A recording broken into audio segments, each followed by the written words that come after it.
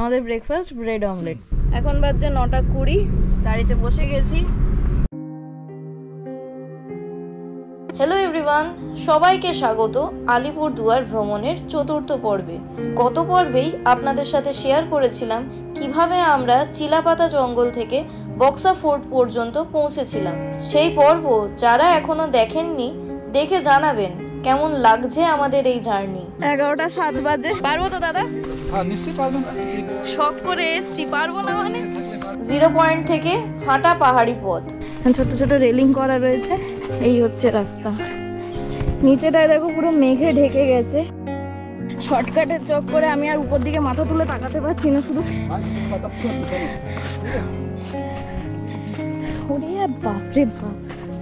উঠেছি শর্টকাট দিয়ে। এখন আমরা দাঁড়িয়ে রয়েছি বক্সা দুর্গের ভেতরেই। চারিদিকে কত সবুজ আর কত কাছেই কত পাহাড়, কিছু ইন্ডিয়ান কিছু ভুটানি।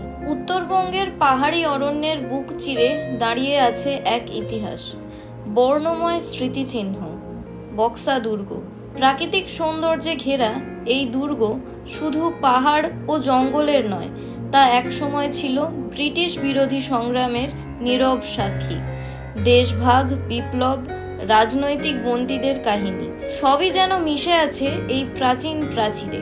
আজও বক্সা দুর্গ কেবল একটি পর্যটন কেন্দ্র নয়, বরং ইতিহাস ও সংগ্রামের এক গুরুত্বপূর্ণ নিদর্শন।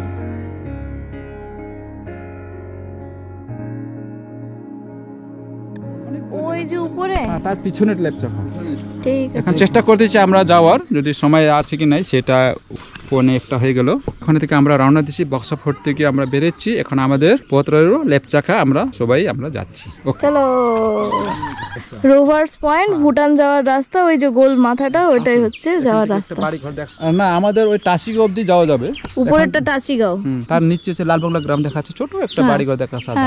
সেই গ্রাম থেকে যে মেঘটা চলছে, টাসিগাঁওকে কিছু মন্দির দেখা যাচ্ছে, বুদ্ধ মন্দির। সেই পাহাড় দিয়ে আমাদের ভুটান যাওয়া পথ হচ্ছে রোভার্স পয়েন্ট। সেই রোভার্স পয়েন্ট পরে ঘোড়েডুঙ্গা পরে অমচুপানি থেকে হচ্ছে রূপাং ভ্যালি হচ্ছে আপনাদের ইন্ডিয়া ভুটান বর্ডার। কেন এখন ঘোড়েডুঙ্গা হচ্ছে অ্যাকচুয়ালি নামটা কিভাবে রয়েছে, যারা আগে তো রাজারা এই রাস্তা দিয়ে চলতো ঘোড়া দিয়ে, ফুলচিনির যে রাস্তা ছিল মোটামুটি রোড সেটা ছিল না, সেই জন্য এখানে যায় ওনাদের রাত কাটাইতে, ঘোড়ার যে বান্দা ছিল এখানে, এই জন্য ঘোড়েডুঙ্গা।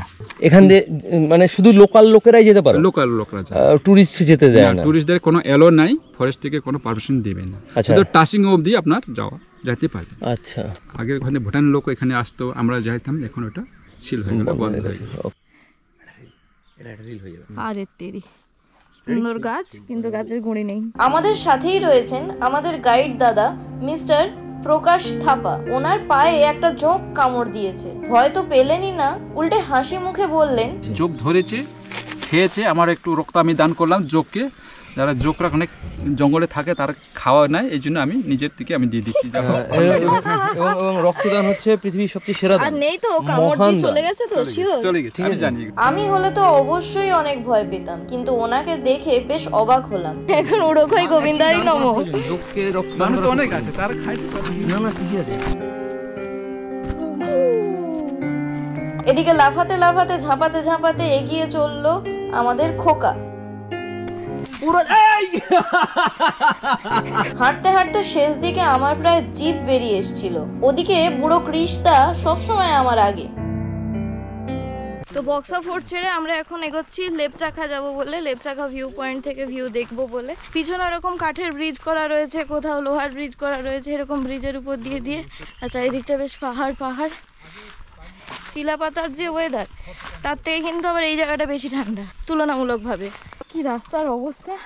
আরে আমাকে এরকম মিম বানাচ্ছে আমাকে নিয়ে, আমি না একটু মজা ধরে উঠছি। আরে আমার বয়স হয়েছে, তোমাদের মতো কচি নাই আমি আর। আটু দইরা হাঁটতাছে এরকম কইরা। এরকম চারিদিকে ক্যামেরা ধরে রেখেছে আমাকে ইয়ে করবে বলে, ইনসাল্ট। আমার হাফ বয়স, তোকে হয়েছে। আমরা উঠতে সবাই ক্লান্ত মোটামুটি। উঠতে আমরা দাদার সাথে কথা বলে জানতে পারলাম, মানে সবার বয়স মজা করছিলাম সবাইকে। তারপরে দাদার বয়স জানতে পারলাম যে 53-54। আমার ইন্সপিরেশন। শাক তুলবো না, এই মাশরুম আমাদের খাওয়া যায়, পাহাড়ি মাশরুম বলে এটা জঙ্গল হয়, খাওয়ার ইচ্ছা আছে কিন্তু হবে না, একটু মাশরুম তুলে কিছু হবে না, কিছু হবে না, তাই আমরা তুললাম না। সব বাঙালি দাঁড়িয়ে আছে, ইপসি চললো। এটা কি? এটা বলি আমরা কাউলো ফুল। কাউলো ফুল। খাটালাইন গ্রাম, লেপচাখা 1.5 কিলোমিটার এই রাস্তা। একটা বাড়ি ঘর আছে ভিতরে ভিতরে।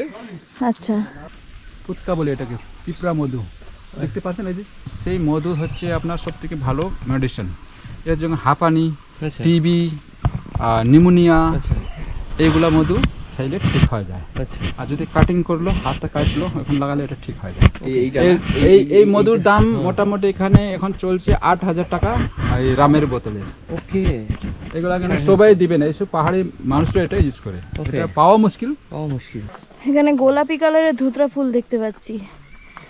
এই গ্রামের নাম খাটালাইন গ্রাম। আর এই পাশে দেখো ভুট্টা চাষ হয়েছে। ওই রাস্তা বরাবর এরমভাবে এসে এরমভাবে ঘুরে এই হয়ে এই উপরে। আর এই লাঠিটা কোথা থেকে পেলাম জানো?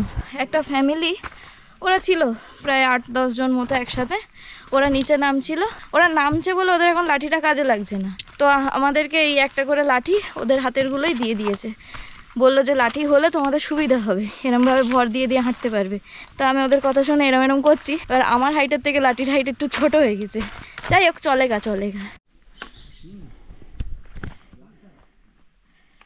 আমরা কিন্তু লেপচাখা গ্রামে ঢুকে গেছি, এবার হাঁটতে হবে ভিউ পয়েন্ট অবধি। লেপচাখা গুম্বা বা গুম্বা, ওটার মানে হচ্ছে বুদ্ধিস্ট টেম্পল। নিচে যে ভিউ পয়েন্ট থেকে যেগুলো দেখেছিলাম সেই সব নদী, ওই সাইডে জয়ন্তী নদী, নিচ থেকে যা যা দেখেছিলাম সব। এখন ঘড়িতে বাজে দুপুর 2টোর সময় আমার স্বপ্ন পূরণ হলো। আমি এমন স্বপ্ন দেখি যেগুলো ঘুমিয়ে ঘুমিয়ে দেখি না, আমি জেগে জেগে স্বপ্ন দেখি, আর সেই স্বপ্নগুলোর জন্য আমি ঘুমাতে পারি না। তা ফাইনালি আমি লেপচাখাতে, আমার পিছনে দেখো সেই কি বলবো, এ কালার আলাদাই কালার। মাঝে মধ্যে ভাষা হারিয়ে যাচ্ছে যে কি বলবো না, হেভি লাগছে। লেপচাখায় উঠে গেছি। প্রথমে বন্ধুদের মুখেই শোনা এই গ্রামের কথা, তারপর Google search Lepchakha, and finally আমি সেখানে দাঁড়িয়েই এই নৈসর্গিক দৃশ্যকে উপভোগ করছি। রূপেন আর বিনোদকে মনে মনে অনেক ধন্যবাদ জানালাম। এদেরকে পরিচয় করাবো সিকিম পর্বে, খুব শিগগিরই আসছে। এখন আমরা গোমফার দিকে এগোলাম। ভুটান আমাদের এই সাইডে, এটা হচ্ছে ভুটান পাহাড়। ভুটানের এই সামনেরটা ইন্ডিয়া, বর্ডার। এই পাহাড়টাকে কি পাহাড় বলে? হ্যাঁ, ওইটাই পামসে পাহাড়। টপ যে পামসে পাহাড়।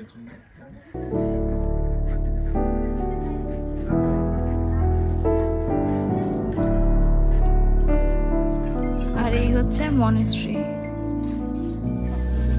এই মুরগির বয়সও 14-15 বছর হয়ে গেছে। মানে মুরগি বুদ্ধিস্ট ক্যালেন্ডার অনুযায়ী লোসারের দিনে এখানে তীর ধনুকের খেলা হয়, এই তীর মারামারি খেলা, এই পাশ থেকে ও পাশ। ডান্স করবে, নাচবে, গাবে, সব কিছু মানে মিশে মানে ছেলে মেয়ে সবাই মানে পুরো মজাই মজা, এত মজা লাগে। আমি আর তার মধ্যে একটা ছোট্ট জুয়া খেলা হয় না, সাধারণ ওই 10 জনের নিয়ে একটা 10 টাকা 15 টাকা একটা বিস্কুট পেয়ে রাখবে, সে জিতবে সেটা আবার নিয়ে যাবে। আচ্ছা, মজার মধ্যে খেলে রাখবে। কি 3 পাতি রাখলো, 10 জনে 50 টাকা, না কত 20 টাকা করে, 10 জনে 200 টাকা হলো। যে পাইলো তাস দেখলে যে বড় আছে ওইটাই আবার বোতল নিয়ে যাবে। আরে বাপরে। আমি এসে এখানটায় বসলাম, খানিকক্ষণ রিল্যাক্স করলাম, ফটো ভিডিও রিলস সব হলো। তা আমি এখানে এসে দেখলাম প্রচুর হোমস্টে রয়েছে। তো আমি এখানে একজন আঙ্কেলের সাথে কথা বললাম, ওনার সাথে, ওনারই হোমস্টের উপরে রুমগুলো আমি এখন দেখবো আর তোমাদেরকেও দেখাবো। কন্ট্যাক্ট নাম্বার দিয়ে দিচ্ছি, আগে চলো উপরে যাই, রুমগুলো দেখি। কত সুন্দর কালার কম্বিনেশন দেখো, আর একদম সামনেই মন্দির, পাহাড় সব। আমরা গেস্ট, কিন্তু গেস্ট না, দেখো একদম কাঠের তৈরি, কিন্তু হ্যাঁ কাঠের রুম, ফ্যান লাগবে। আচ্ছা, এখানে এসি তো লাগবেই না, যা ওয়েদার এখন। আপনার টয়লেট, বাথরুম, এই হচ্ছে বাথরুম, বেসনও রয়েছে, সিসি ক্যামেরাও রয়েছে, মানে একটা সিকিউরিটি রইলো যে সিসি ক্যামেরা এখানে রয়েছে। ডরমিটরি ডরমিটরি মানে এখানে 3 জন, এখানে 3 জন 6 জন, আর এই পাশে একজন 7 জন একসাথে থাকতে পারবে। সেম কাঠের একটা রুম, ফার্নিচার বলতে একটা টেবিল রয়েছে, একটা আয়না রয়েছে, উপরে ফ্যান রয়েছে একটা সিলিং এ। এইটা আর একটা রুম, এখানেও 2 জন আর 3 জন 5 জন একসাথে থাকতে পারবে। আরে বাপরে, এটা তো খুব সুন্দর, মানে এখানে বসে বসে একদম দেখো পাহাড়ের নিচে সব ভিউটা এই রুম থেকে। এখানে এটা হচ্ছে সিস্টেম আছে, এটা ডবল আছে, এটা খোলা যাবে, এই যেটা খোলা যাবে, আর এটা লক করা যাবে। এই পাশে টয়লেট বাথরুম রয়েছে, কমোড, তার মধ্যে পিছনে একটা আবার পার্সোনাল। আচ্ছা, এই রুমের সঙ্গে পার্সোনাল একটা বারান্দা, তার মধ্যে চেয়ার দেওয়া, টেবিল আছে। এই দেখো জানলা খুলে দিলে কি দারুণ একটা ভিউ, এখান থেকে এই সাইডে দেখতে পারবেন, এই দিকের ভিউ সঙ্গে এদিকের ভিউ। ভালো লাগলো। নিচে দাদা তেনজিং রূপা 7। হ্যাঁ, এখানে খুব সুন্দরই লাগলো বেশ। পার হেড থাকা খাওয়া কত নিচ্ছে? 1200 টাকা করে পার হেড থাকা খাওয়া নিচ্ছে। 4 টাইম খাওয়া দিচ্ছে উনি। আচ্ছা, ব্রেকফাস্ট, লাঞ্চ, ডিনার সবই দেবেন। আচ্ছা আচ্ছা, বেতের সিলিং এগুলো। আর শীতকালে অসুবিধা হবে না কেন? না, কোনো অসুবিধা নেই এখানে। বেশ সুন্দর, কিন্তু দেখো এত সুন্দর হাওয়া চলছে। আমরা কিন্তু একদম গরমকালে এসেছি, এখন মে মাসের গরম কলকাতায় যা তোমরা জানো, আর এখানে হাওয়া দিচ্ছে এত, না তো কোনো ঘাম আছে না কিছু। এইখান থেকে দেখো মহাকালের পাহাড়টা দেখা যাচ্ছে। ওই যে ভুটানের রাস্তা তৈরি হচ্ছে, ভুটানের লোকজন ওই রাস্তা যে তৈরি হচ্ছে ওইটা দিয়ে আসতে পারবে। মহাকাল টেম্পলটা কিন্তু ভুটানেরই, কিন্তু ইন্ডিয়ার দিক থেকে রাস্তা, মানে যারা ভুটানে থাকে তারা যাতে সহজে আসতে পারে তার জন্য ওই রাস্তাটা তৈরি হচ্ছে। বেশ ভালো লাগলো। আর এই হোমস্টের ডিটেলস, এনার কন্ট্যাক্ট নাম্বার একদম ডেসক্রিপশন বক্সে দেওয়া থাকবে। আসবো লেপচাখা একদিন রাত কাটানোর ইচ্ছা রয়েছে। আমি শুনেছি, আমাকে যারা সাজেস্ট করেছিল, ওরা কখনো এখানে কোনো একটা ভিডিও শুটিংয়ের জন্য এসেছিল, রাত্রিরে নাকি মাঠের মধ্যেই শুয়েছিল, আর শুয়ে থেকে আকাশে ভর্তি তারা দেখেছে। ইম্যাজিন করেছি, আমি কখনো ফিল করতে পারলাম না। এবারেও তো হলো না, এবারে চিলাপাতায় থাকছি আমরা, চিলাপাতায় ফেরত যাব, ওখানেই খাওয়া দাওয়ার ব্যবস্থা রয়েছে। এই হোমস্টেটা দেখালাম, বাইরে থেকে আরেকবার দেখিয়ে দিই। এই হচ্ছে পুরো হোমস্টের লুক। চা খাই যেতে বলছি আমাদেরকে। আচ্ছা, চা খেয়ে যেতে বলছি। চা কোথায় দিবে চা? আমি চা অপেক্ষা আছি, আমারও মানে চার একটু মানে খুব ইচ্ছা করছে। চলুন চাই খাওয়া হোক, আমারও ইচ্ছা করছে। এবার ওরা আসুক, একসঙ্গে চা খাওয়া। একটা কথা কিন্তু আমি তোমাদেরকে আগে থেকেই বলে রাখছি, এখানে কিন্তু লাক্সারি আশা করবে না, একদম প্রকৃতির মাঝে রয়েছি। এরকম ফুরফুরে হাওয়া দিচ্ছে, যা দেখলাম রুম থেকে বাইরে, ওর তো সুন্দর একটা ভিউ, ব্যাপারই আলাদা। নিন দাদা, জানি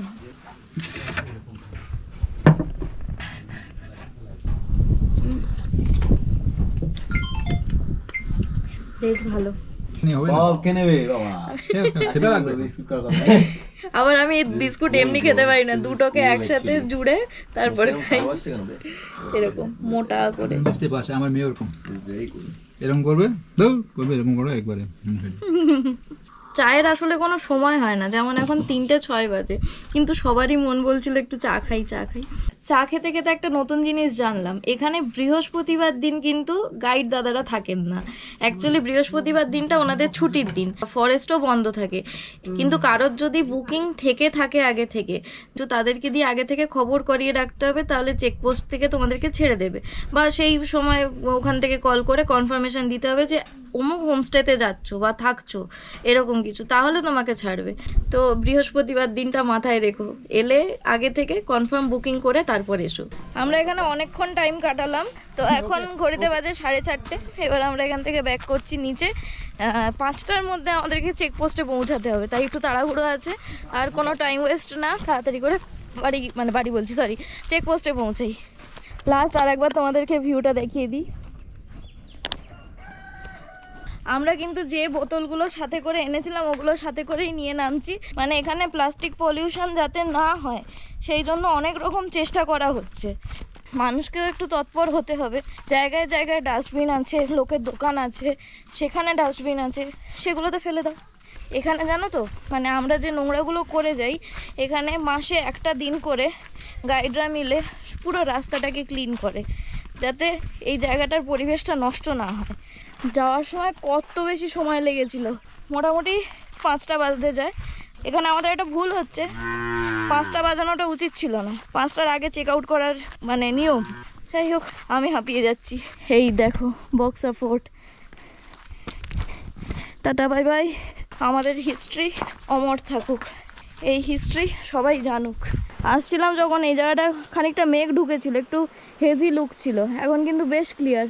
এখন দেখো জয়ন্তী নদীটাকে পরিষ্কার দেখা যাচ্ছে, ইনফ্যাক্ট রিভার বেডগুলোকে পর্যন্ত বোঝা যাচ্ছে। চলো আর টাইম ওয়েস্ট করা যাবে না, এগোই। তো এটা হচ্ছে গিয়ে সোনা পোকা, লোকাল ভাষা এদেরকে সোনা পোকা বলে। আমি তো কোনোদিন দেখিনি, এটাকে প্রথমবারই দেখলাম। এই দেখো পা হাত পা গোটাচ্ছে, আর দেখতে পুরো কচ্ছপের মতো।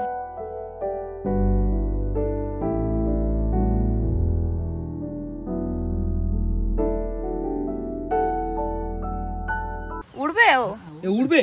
এই হচ্ছে আঙ্কেলের ওয়াইফ। আঙ্কেলদের হোমস্টে রয়েছে নিচে, দোবানা হোমস্টে। এখন ঘড়িতে টাইম হচ্ছে 5টা 12। মোটামুটি 40 মিনিট একটানা হেঁটেছি, হাঁপিয়ে গেছি। অনেক ক্যালোরি বার্ন হয়েছে, অনেকটা রোগা হয়ে গেছিস না? দেখো তো তোমরা দেখে কমেন্ট করে বলো অনেকটা রোগা হয়ে গেছে না? আমি একবার ট্যুর নিচ্ছি, ঝরে ঝরে পড়ছে, ঝরে ঝরে পড়ছে। আমি বলবো না, তোমরা কমেন্ট করে বলো। আসলে 360 ক্যামেরা লাগবে গোটা আমাকে শুট করতে গেলে। ছোলা মাখা, আর এটা হচ্ছে সুপারি পাতা, এগুলো দিয়ে চামচ বানানো। এই দেখো এই ফুলটা কুড়িয়ে পেয়েছি, এখানে বললো চুয়া ফুল, এটা মনে পড়ছে না যে কি নাম এই ফুলটার, তো কমেন্ট করো তো, চাপা হতে পারে আমাদের কথায়।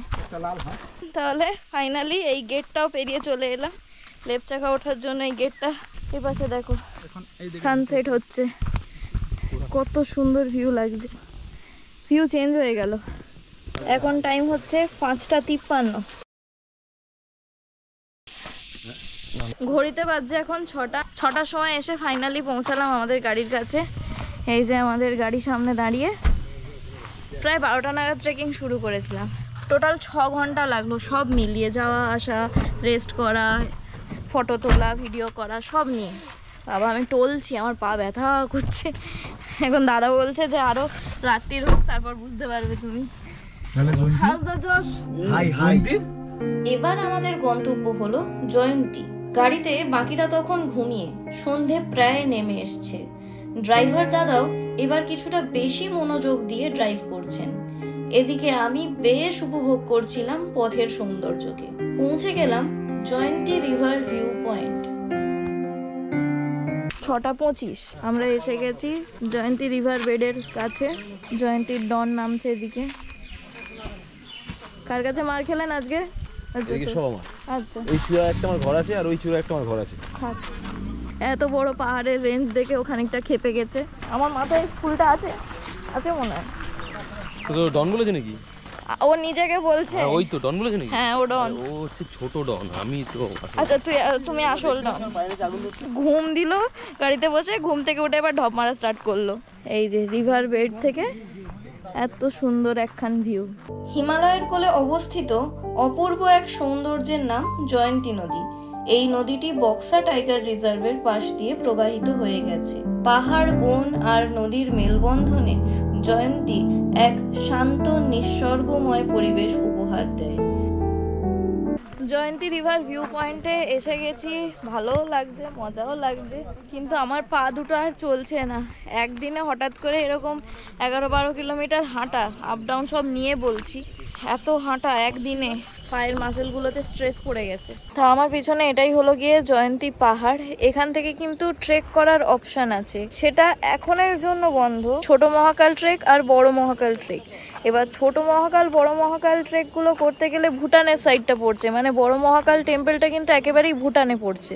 এই যে সিচুয়েশন, একে তো বর্ডার এরিয়াতে এখন প্রচুর রেস্ট্রিকশন হয়ে গেছে, সেই কারণে যেতে দেবে না। আর একটা কারণ হচ্ছে জয়ন্তীতে জলের পরিমাণ এত বেশি হয়ে গেছে যে এখন গাড়ি আর আমাদেরকে ওই লাস্ট পয়েন্ট অবধি আমাদেরকে নিয়ে যেতে পারবে না, গাড়িও যাবে না এখন। সেই জন্য কিন্তু ট্রেকটা বন্ধ রয়েছে। দুটো ট্রেকের কথা ঘর থেকে ভেবে এসেছিলাম, একটা হচ্ছে লেপচাখার ট্রেক আর একটা হচ্ছে জয়ন্তীর এই বড় মহাকাল ছোট মহাকাল ট্রেকটা। একটা আশা পূরণ হলো, একটা ট্রিপে সব আশা পূরণ হবে এটা আমি নিজেও কখনো আশা করি না। আমি খুশি হয়ে গেছি। অলল করছে, আবার চাপা ফুল ছিল ভেতরে, ফুল চাপা পড়ে গেছে।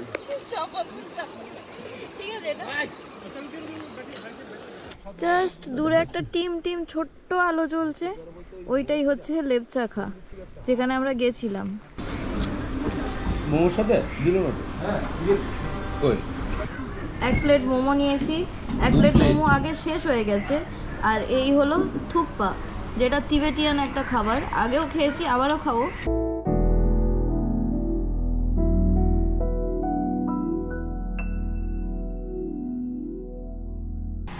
আমার চোখ মুখের অবস্থা দেখে আশা করছি বুঝতে পারছো বিরাট টায়ার্ড হয়ে গেছি আমি। ডিনার টেবিলে চলে এসেছি, ডিনার পেয়েও গেছি। ভাত, ডাল, এরকম চিপসের মতো আলু ভাজা, ভেন্ডি আলুর তরকারি 1 বাটি, স্যালাড আর ডিমের কারি।